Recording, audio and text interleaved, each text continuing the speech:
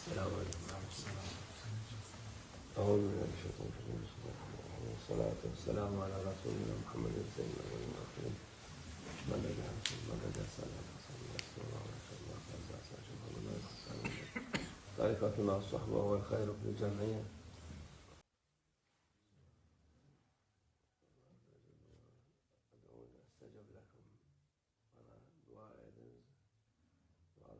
بسم اللہ الرحمن الرحیم۔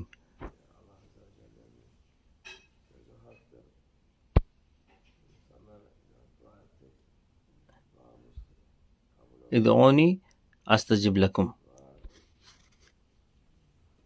اللہ عز و جل کہہ رہا ہے کہ مجھ سے دعا کریں اور میں اس دعا کو قبول کروں گا۔ اللہ عز و جل کا کلام حق ہے۔ لوگ کہتے ہیں کہ ہم نے دعا کی لیکن ہماری دعا قبول نہیں ہوئی۔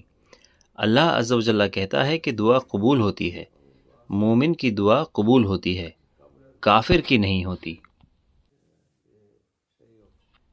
وما دعاء الکافرین الا فی ضلال۔ صدق اللہ العظیم۔ اگر کافر دعا کرتا ہے تو اس کی دعا قبول نہیں ہوتی، اس کے پاس ایمان نہیں ہے، اس کے پاس ایمان نہیں ہے تو اس کی دعا قبول نہیں ہوتی۔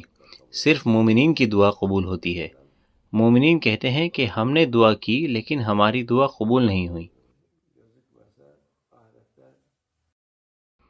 ہمارے رسول اللہ صلی اللہ علیہ وسلم کہتے ہیں کہ آپ کی دعا بالکل قبول ہوئی ہے۔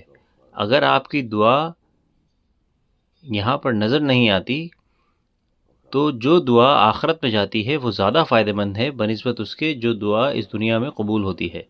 ہمارے رسول اللہ صلی اللہ علیہ وسلم کہتے ہیں کہ آخرت میں ایسا ہوگا کہ لوگ یہ چاہیں گے کہ کاش ہماری دعا دنیا میں نہیں بلکہ آخرت میں قبول ہوتی، یہ اتنی فائدہ مند ہے۔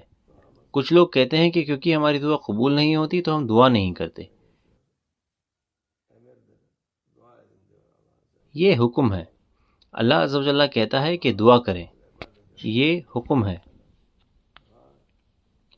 الدعاء مخ العباد، کہتے ہیں ہمارے رسول اللہ صلی اللہ علیہ وسلم، دعا عبادت کا دل ہے، اس لیے دعا کرنا ہمیشہ فائدہ مند ہے۔ یہ مسلمانوں کے لیے اچھا نہیں کہ وہ نا امیدی میں پڑ جائیں۔ صرف کافر ہی اللہ میں امید کھوتے ہیں۔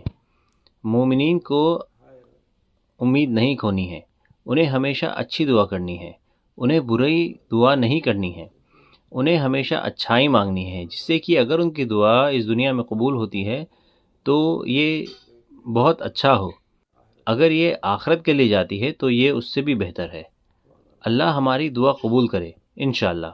ہم نا امیدی میں نہ پڑیں، ہم اللہ میں امید نہ کھوئیں انشاءاللہ۔ امید کھونا ایمان کی کمزوری میں سے ہے۔ اللہ ہماری حفاظت کرے۔